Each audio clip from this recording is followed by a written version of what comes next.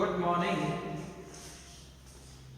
Everybody students, सभी प्यारे विद्यार्थियों को नमस्कार, सुप्रभात। कैसे हो आप? आशा करता हूँ कि इस लॉकडाउन की जो 2.0 लगा हुआ है उसकी अनुपालना करते हुए सब लोग सुरक्षित होंगे, घरों पे सकुशल मंगल होंगे और अपने समय का सदुपयोग करते हुए अपन की जो बात कर रहे थे, ठीक है, जिस सब्जेक्ट की पॉलिटिकल साइंस में, राजनीतिक विज्ञान में, उसमें एक एक पॉइंटों को अध्ययन रुचिकर तरीके से प्रासंगिक बांधते हुए पढ़ रहे होंगे। अब मैं बात करना चाहता हूँ प्यारे विद्यार्थियों, जिस टॉपिक की अपन चर्चा कर रहे थे उससे आगे अपन चलेंगे, लेकिन मैं आपको बताना चाहता हूँ कि समय का सदुपयोग जरूरी है प्यारे विद्यार्थियों। और सफलता के कुछ टिप्स मैंने बताए थे कि आप लगातार मेहनत करें और इसी दौरान लगातार मेहनत के साथ साथ आप सकारात्मक बने रहें, नकारात्मक लोगों से अपनी दूरी बनाए रखें और आत्मविश्वास के साथ अपना कार्य करते रहें। अब मैं बात करना चाहता हूँ, आज अपन जो बात करेंगे, जो अपना टॉपिक चल रहा था वो लोकतंत्र के समक्ष चुनौतियां था प्यारे विद्यार्थियों। डेमोक्रेसी है, लोकतंत्र है, भारत लोकतांत्रिक राष्ट्र है। इस लोकतांत्रिक राष्ट्र के समक्ष क्या क्या चुनौतियां हैं, जिसमें अपन ने बहुत सारी चुनौतियां हैं, जिनमें से अपन ने दो चुनौतियों की चर्चा की, एक जातिवाद, एक सांप्रदायिकता। इन दो की अपन ने क्या कर ली है, चर्चा कर ली है। आज मैं पॉइंट 3 और 4 की चर्चा करना चाहता हूं, जो छोटे पॉइंट हैं, एक क्षेत्रवाद और एक भाषावाद। ठीक है, तो क्षेत्रवाद की मैं बात करना चाहता हूं, रीजनलिज्म की बात करना चाहता हूं और एक लैंग्वेजिंग की बात करना चाहता हूं। तो इस क्षेत्रवाद की मैं जो बात करूंगा प्यारे विद्यार्थियों, तो पहली बात तो अपन को ये ध्यान रखना है कि वास्तव में ये क्षेत्रवाद होता क्या है। क्षेत्रवाद होता क्या है, क्षेत्रवाद कहते किसे हैं? तो क्या है क्षेत्रवाद? देखो, क्षेत्रवाद का मतलब है यहाँ पर अपने कोई पर्टिकुलर एरिया है, उस एरिया विशेष पर बात बल देना। यानी कहने का मतलब है जो एरिया है, जो क्षेत्र है, उस क्षेत्र विशेष पर, क्षेत्र विशेष के विकास का मामला ले लो या फिर उसकी उन्नति का मामला ले लो या फिर अन्य किसी प्रकार के कार्यों का मामला ले लो। जो भी कार्य किए जाएंगे उस क्षेत्र विशेष के ही किए जाएंगे, चाहे विकास हो, चाहे उन्नति के कार्य हो, किसी भी बात को मैं लेकर बात करूं, कहने का मतलब है यहाँ पर सब कार्य उस क्षेत्र विशेष के किए जाएं, उस रीजनल एरिया के किए जाएं। क्योंकि भारत विविधता वाला देश है और भारत में विविधता पाया जाना आवश्यक भी है और ये पाई भी जाती है। लेकिन अपन मान लो किसी अपने ही क्षेत्र विशेष पर के विकास के कार्यों पर बल दें, उस क्षेत्र विशेष को अच्छा माने, अन्य क्षेत्र विशेष को कमजोर माने, तो ये क्या कहलाती है, ये क्षेत्र विशेष की बात कहलाती है। इसमें से एक अवधारणा निकलती है प्यारे विद्यार्थियों, भूमिपुत्र की अवधारणा। भूमिपुत्र की अवधारणा, इसका मतलब है जिस पर्टिकुलर एरिया से मैं बिलोंग करता हूँ उस एरिया को मैं क्या दूं, अधिक महत्व दूं, वहां के लोगों से अधिक महत्व दूं, वहां की भाषा, संस्कृति, लिपि, जो भी बातें हैं, उस क्षेत्र विशेष को मैं क्या दूं, अधिक महत्व दूं। उसे क्या कहते हैं, क्षेत्रवाद कहते हैं प्यारे विद्यार्थियों। अब ये किसी जाति विशेष को, व्यक्ति को लेकर हो सकता है या किसी अन्य बातों को लेकर भी हो सकता है। कहने का मतलब है किसी क्षेत्र से अपना लगाव और जुड़ाव रखना ही क्या है, कोई क्षेत्र है पर्टिकुलर, उस क्षेत्र से ही अपना लगाव रखना। जैसे मान लो पूरा भारत है, भारत में एक राज्य पर्टिकुलर है, जैसे महाराष्ट्र है। इस महाराष्ट्र में जो लोग हैं वो महाराष्ट्र के लोग महाराष्ट्र के ही विकास की बात करें और महाराष्ट्र में पर्टिकुलर कोई जगह स्थान है, यानी मराठा क्षेत्र है, उस मराठा क्षेत्र को ही अपना महत्व माने, यानी तो ये कहने का मतलब है उस क्षेत्र विशेष को ही मान सकते हैं। या जैसे मैं अब व्यक्ति हूँ, राजस्थानी हूँ, तो इस राजस्थान की भूमि और राजस्थान का जो क्षेत्र है, जयपुर हो या शेखावटी का अंचल है, तो इस जयपुर या शेखावटी अंचल को ही क्या दे दूं, अधिक महत्व दूं। और शेखावटी के विकास की बात करूं और शेखावटी के पर्टिकुलर एक एरिया की बात कर रहा हूं तो वो क्या कहलाता है प्यारे विद्यार्थियों? वो क्षेत्रवाद कहलाता है, वो रीजनलिज्म कहलाता है। ऐसी अवधारणाएं ली जाती हैं वो क्योंकि उसके विकास कार्यों को लेकर है। क्योंकि पर्टिकुलर जब हम 1947 को आजाद हुए तो 1947 की आजादी के बाद सभी राज्यों का विकास, जो राज्य बटे उन सब राज्यों का एक सा विकास नहीं था, इसलिए कमजोर राज्यों का विकास करना था और जो अधिक थे। तो इस तरह से अपन ने जो कार्य किए, ठीक है, उस कार्यों को लेकर फिर नए राज्य क्या करने लगे? मांग करने लगे। तो इस क्षेत्रवाद की क्या हुई? मांग उठने शुरू हुई। तो कहने का मतलब है कि अपने क्षेत्र विशेष को अधिक महत्व देना, उससे अधिक लगाव रखना क्या कहलाता है? क्षेत्रवाद कहलाता है। अब क्षेत्रवाद की मांगे क्यों उठती हैं? तो उठती इसलिए है मेरे विद्यार्थियों, तो नए राज्यों के पुनर्गठन की मांग, नए राज्यों के निर्माण की मांग क्यों उठती हैं? ये मांगे क्यों उठती हैं? क्षेत्रवाद से। तो मांग उठने के कई कारण हैं। एक तो नए राज्य की मांग, नए राज्यों की मांग होती है कि अपना राज्य क्या हो? अलग। दूसरी बात यह है कि राज्यों का पुनर्गठन की चर्चा आती है। राज्यों के पुनर्गठन यानी नए राज्यों को, जो राज्य हैं उसकी सीमाओं को फिर से क्या बनाया जाए? नया बनाया जाए। और एक है कि संघ सरकार से राज्य क्या चाहते हैं? संघ सरकार या भारत सरकार से राज्य क्या चाहते हैं? संघ सरकार से राज्य क्या चाहते हैं? राज्य अधिक स्वायत्तता चाहते हैं, अधिक स्वायत्तता। इसका मतलब खुद अपना अलग से क्या चाहते हैं? ये राज्य अलग चाहते हैं। तो कहने का मतलब अलग राज्यों की मांग करना क्या कहलाता है? क्षेत्रवाद आता है। एक प्राकृतिक संसाधनों से संबंधित विवाद है और एक है केंद्र से अधिक सहायता और एक है आधिकारिक राजनीतिक सहभागिता। तो प्यारे विद्यार्थियों, एक है अधिकाधिक राजनीतिक सहभागिता, ठीक है। एक पॉइंट बनता है कि यहाँ जो राज्य है वो राज्य क्या करते हैं? प्राकृतिक संसाधनों का वितरण से बात है और केंद्र से अधिक आर्थिक सहायता चाहते हैं। भाई प्राकृतिक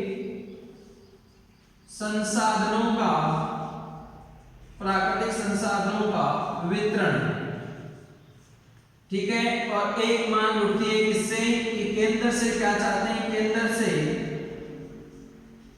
अधिक सहायता। इस बातों को लेकर क्या की जाती है प्यारे विद्यार्थियों? मांग की जाती है। यानी क्षेत्रवाद से संबंधित मांग क्यों की जाती है? ये मांग क्यों उठाई जाती है? तो मांग उठाई जाने के कई कारण हैं। एक तो राज्य अपने राज्य की, नई राज्य की क्या करते हैं?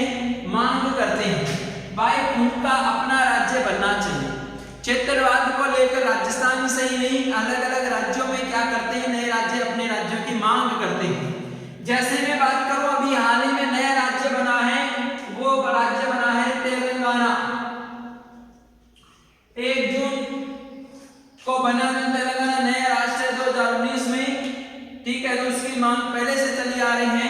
पंजाब में बात करूं तो पंजाब में खालिस्तान की बात चली आ रही है कई सालों से, खालिस्तान, ठीक है। राजस्थान में भी मांग चल रही है, एक महाराष्ट्र में विदर्भ की मांग चल रही है, ठीक है। तो ऐसे मैं बात करूं तो कई राज्यों की क्या है? नए राज्यों की मांग उठती चली आ रही है। एक राज्यों का पुनर्गठन की बात की जाए तो उनका क्षेत्र विशेष को वापस बदलाव किया जाता है। पुनर्गठन में उसमें सीमा क्षेत्र को बदलाव किया जाता है। जो पर्टिकुलर एक एरिया अपने को मानता है उस एरिया को एक रखा जाए और जो एरिया नहीं मानता उसको क्या कर दिया जाता है? अलग कर दिया जाता है। दूसरे राज्यों में इसका मिलान कर दिया जाता है। एक है कि संघ सरकार से राज्य क्या चाहते हैं? अधिक से अधिक स्वायत्तता की मांग करते हैं कि कुछ राज्यों को ज्यादा से ज्यादा क्या दी जाए? फ्रीडम दी जाए। ये अमूमन तब होता है जब केंद्र और राज्य में दोनों दलों के अलग अलग प्रकार के क्या हो? सरकार, ठीक है। प्यारे विद्यार्थियों, एक पॉइंट है आपको दिख रहा है कि अधिकाधिक राजनीतिक सहभागिता, ये पर बड़ा टॉपिक भी है राजनीतिक सहभागिता, फर्स्ट भाग में इसकी चर्चा करेंगे। लेकिन अधिक से अधिक कुछ लोग क्या करते हैं, राजनीतिक कार्यों में क्या लेते हैं, रुचि रखते हैं, इंटरेस्ट रखते हैं, तो अधिक से अधिक क्या लेते हैं, इन राजनीतिक कार्यों में भागीदारी निभाते भी हैं। एक पॉइंट है प्राकृतिक संसाधनों का वितरण। देखो प्यारे विद्यार्थियों, हर राज्य में क्या है, अलग अलग है, हर राज्य में विकास का कार्य क्या है, अलग अलग है, प्राकृतिक संसाधन है वो अलग अलग है। तो इन राज्यों को सबको अलग अलग विकास के कार्य दिए जाते हैं। जब विकास के कार्य दिए जाते हैं तो उनकी मांग के अनुसार क्या किया जाता है, संसाधनों का वितरण किया जाता है। एक पॉइंट है आपको प्यारे विद्यार्थियों कि केंद्र से राज्य क्या चाहते हैं, अधिक से अधिक क्या चाहते हैं, आर्थिक सहायता चाहते हैं। कोई राज्य है वो ये चाहता है कि मेरा क्षेत्र का क्या हो, विकास हो, और इस विकास के कार्य के लिए कौन पैसा देगा, वो केंद्र सरकार क्या देगी, पैसे देगी। तो इन केंद्र सरकार से पैसे मांग कर दे, तो इन बातों को लेकर क्या किया जाता है, क्षेत्रवाद को महत्व दिया जाता है। ये पॉइंट है, आप इनका स्क्रीनशॉट ले सकते हैं, बोर्ड के समक्ष दिए गए हैं। ठीक है, आगे फिर मैं बात करूंगा कि क्षेत्रवाद की समस्या के समाधान क्या है, इन बातों को लेकर क्षेत्रवाद क्या है, बनता है। इस क्षेत्रवाद की समस्या को किस तरह से निपटा जाए, कैसे किया जाए, तो ये मांग उठाए जाने के कारण है। पहला पॉइंट है कि क्षेत्रवाद से मांग उठती है, वो क्यों उठती है, एक तो नए राज्य की मांग करते हैं, तो उसके लिए क्या है, क्षेत्रवाद बढ़ावा मिलता है। एक है राज्यों का पुनर्गठन किया जाएगा, तो जैसे नए राज्य बन जाते हैं या पुनर्गठन हो जाते हैं तो वे विकास के कार्यों के लिए पैसे मांग सकते हैं। केंद्र सरकार से चाहते हैं कि अधिक से अधिक हमें क्या मिले, सहायता मिले, छुटकारा मिले, स्वतंत्रता मिले, फ्रीडम मिले। एक है अधिक से अधिक राजनीतिक सहभागिता भी उनकी भागीदारी रहे। भाई नए राज्य बन जाता है तो राजनीति में उनकी खुद की वर्चस्व हो जाती है उस क्षेत्र विशेष की। एक है प्राकृतिक संसाधनों का वितरण भी उसको मिल जाता है उसके पक्ष में। एक है केंद्र से क्या चाहते हैं, हमेशा नए राज्य बनाकर फिर क्या चाहते हैं, इसे नए राज्य बनाने के बाद लोग क्या चाहते हैं, अधिक से अधिक की सहायता चाहते हैं। अब इसकी समाधान क्षेत्रवाद की समस्या है, इस समस्या प्रॉब्लम्स है या चुनौती है, वैसे प्रॉब्लम्स है लेकर चुनौती मानते हैं। तो इसके समाधान के क्या उपाय है, क्षेत्रवाद की समाधान क्या है, यानी समाधान कैसे हो सकता है इसका, इसके पॉइंटों को लेकर मैं चर्चा करूंगा पहले विद्यार्थी। देखो क्षेत्रवाद की समस्या को समाधान के लिए है संतुलित राष्ट्रीय नीति का निर्माण किया जाता है। ठीक है, तो सबसे पहला पॉइंट है वो क्या बनता है, पहला पॉइंट है वो ये है संतुलित राष्ट्रीय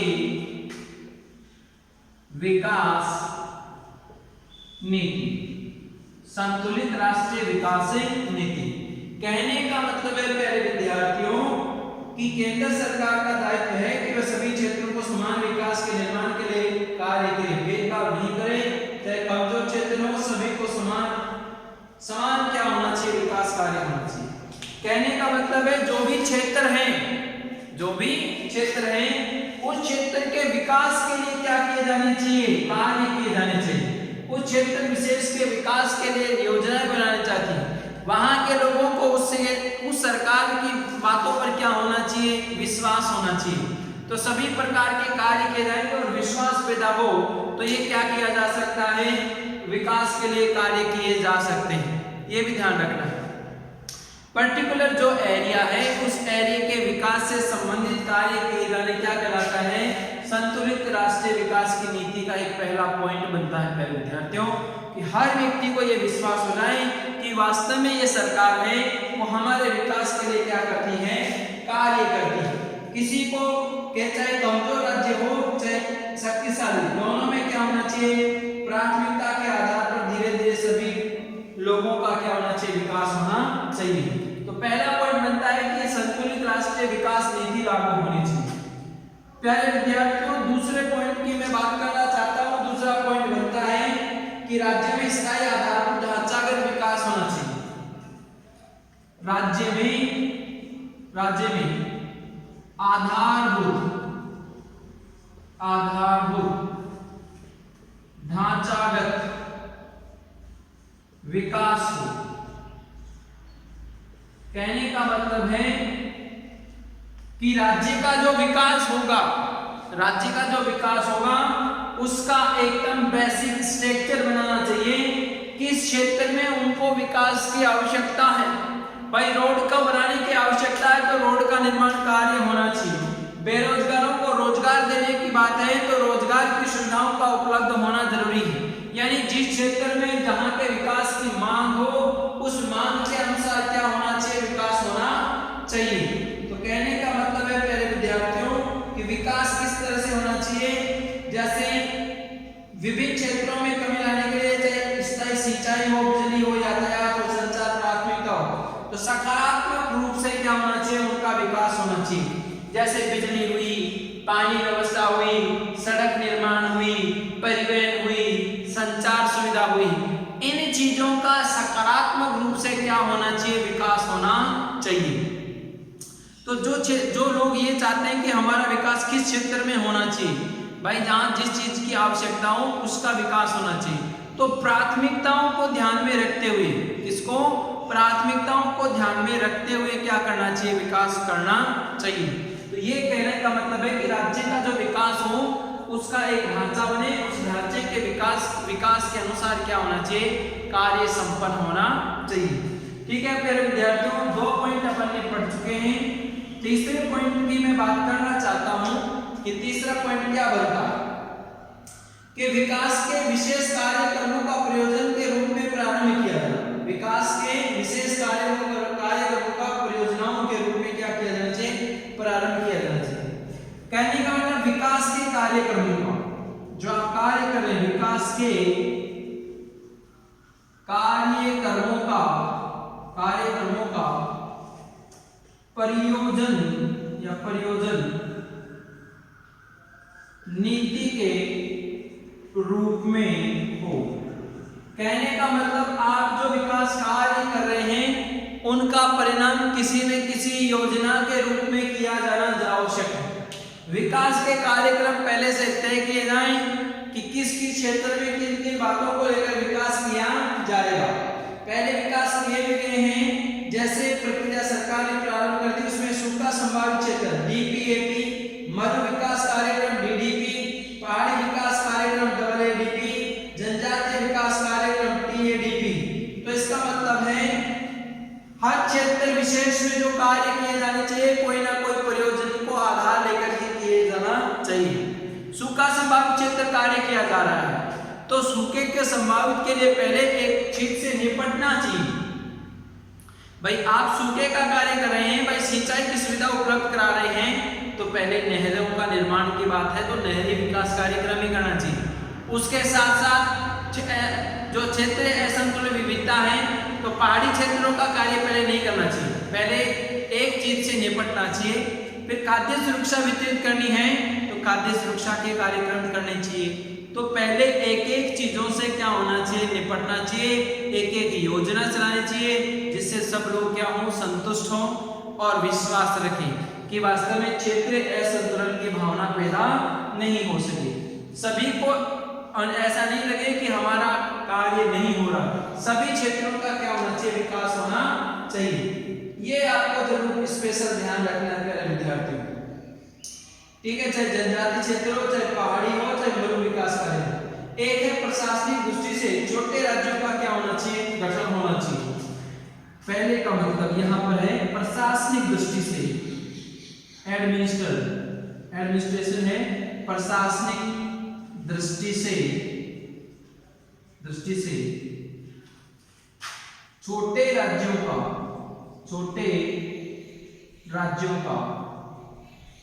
क्या होना चाहिए, विभाजन।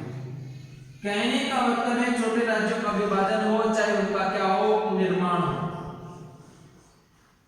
इसका मतलब है कि कहीं पर मान लो प्रशासन सही नहीं चल रहा है और प्रशासन सही नहीं चलता है तो उस राज्यों का क्या कर देना चाहिए, विघटन कर देना चाहिए, विभाजन करना चाहिए।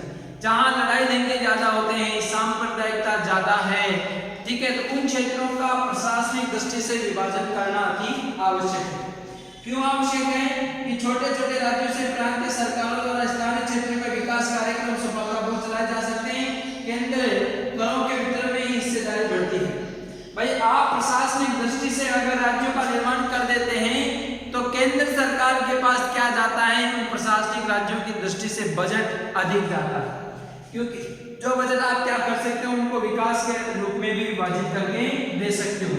इसलिए प्रशासनिक दृष्टि से अच्छा प्रशासन चलाने के लिए छोटे राज्यों का विभाजन करना है तो उनको विभाजित कर देना चाहिए। ठीक है प्यारे विद्यार्थियों, एक है भाषाई विविधता का क्या करना चाहिए, सम्मान करना चाहिए।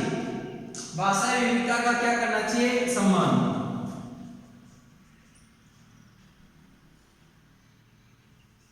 भाषाई विविधता का सम्मान करना, इसका मतलब है कि भाषा लैंग्वेज की दृष्टि से क्या किया जाता है। अगर मान लो भाषाई दृष्टिकोण से विविधता पाई जाती है तो भाषाई विविधता के आधार पर ऐसा नहीं कि जैसे दुर्व्यवहार किए जाए। जो राजस्थानी बोलते हैं तो राजस्थानियों का सम्मान किया जाना चाहिए, गुजराती बोलते हैं तो गुजरात का भी सम्मान किया जाना चाहिए, मराठी वालों का मराठी, तेलुगु वालों का तेलुगु, सिंधी वालों का सिंधी, बंगाली, जो भी लैंग्वेज हैं, जो भी भाषाएं हैं रीजनल, वो सब लोग आपस में क्या करने चाहिए, आदर करना चाहिए। और केंद्र सरकार को यह एडवाइजरी भी जारी करनी चाहिए कि भाषा के आधार पर हमने गठन कभी नहीं होना चाहिए। हालांकि भाषाई आधार पर पहला राज्य बना था, आप कमेंट्स में बता सकते हैं कौन सा था, 1953 में जो बना था वो प्यारे विद्यार्थियों आंध्र प्रदेश था। कि भाषा के आधार पर पहला गठित होने वाला राज्य कौन सा था, आंध्र प्रदेश था। 1953 में गठन हुआ था, रामल्लू ने 56 दिन का अनशन किया था। लेकिन अपन को क्या कहना है, क्षेत्रवाद का सम्मान रखने के लिए भाषा के आधार पर अगर राज्यों का विभाजन होता है तो उसको विभाजन नहीं होना चाहिए। तो इतने सारे पहलू पॉइंट आपको दिख रहे हैं कि जिनके समाधान उपाय किए जा सकते हैं। हमारे संविधान में मान्यता भी दे रखी है बहुत सारी भाषाओं को आपस में सम्मान देना चाहिए और विद्यालय में पाठ्यक्रम को भी समुचित स्थान दें। एक पॉइंट बनता है सांस्कृतिक विविधता को एकीकरण की ताकत बनाना चाहिए। जो आप सभी राज्यों में अलग अलग सांस्कृतिक विविधता है, तो कहने का मतलब है सांस्कृतिक विभिन्नता को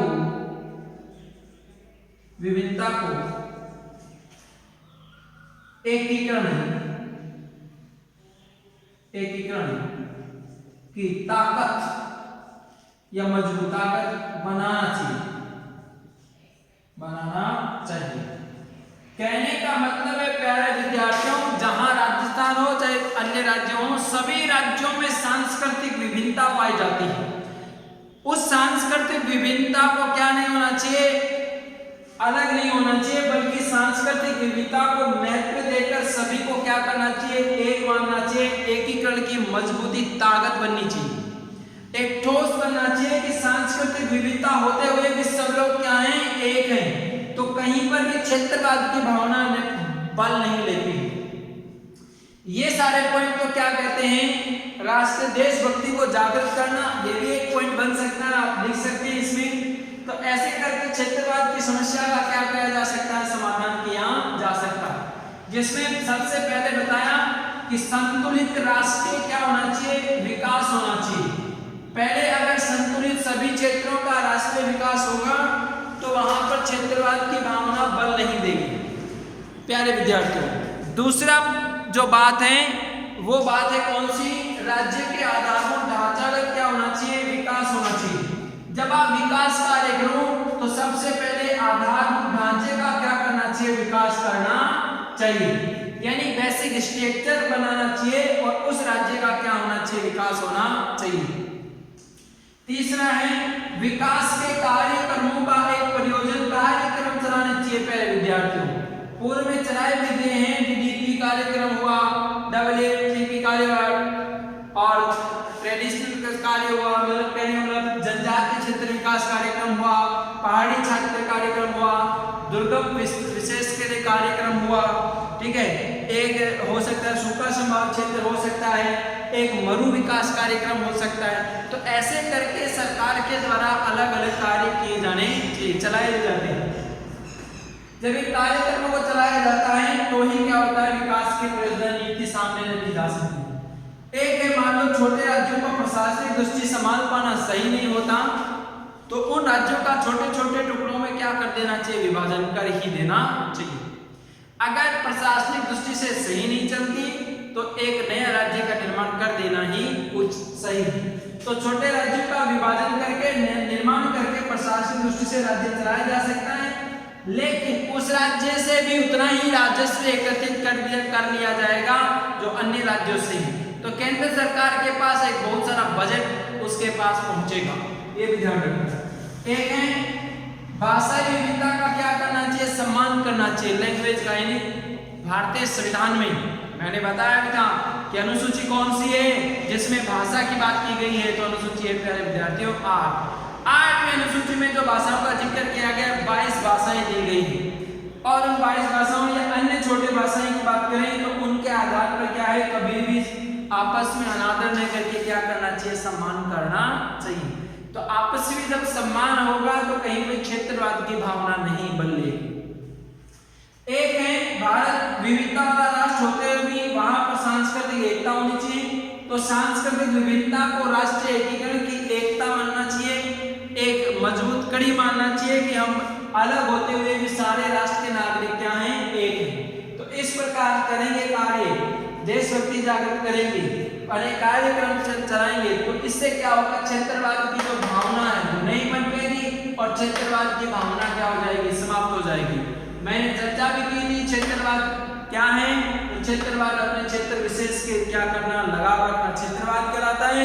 मैंने कहा इसकी मांग क्यों उठती है कि नए राज्य की मांग करते हैं, पुनर्गठन करते हैं, केंद्र से अधिक आर्थिक सहायता चाहते हैं, आजकल राज्य अधिक स्वायत्ता चाहते हैं, ठीक है।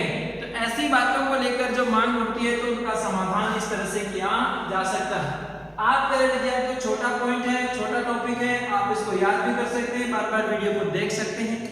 एक बात जरूर ध्यान रखें, पूरा वीडियो देखने के बाद लाइक जरूर करें, शेयर भी करें और सब्सक्राइब भी करें चैनल को, तो आपको ऐसे नोटिफिकेशन के सारे वीडियो आपको प्राप्त हो जाएंगे। ठीक है मेरे विद्यार्थियों, आज की क्लास अपन यही समाप्त करते हैं। नया टॉपिक लेके आऊंगा जिसमें एक लोकतंत्र के समक्ष एक चुनौती होगी, वो होगी आपकी भाषावाद। आज की क्लास अपन यही समाप्त करते हैं। Thank you very very much, धन्यवाद।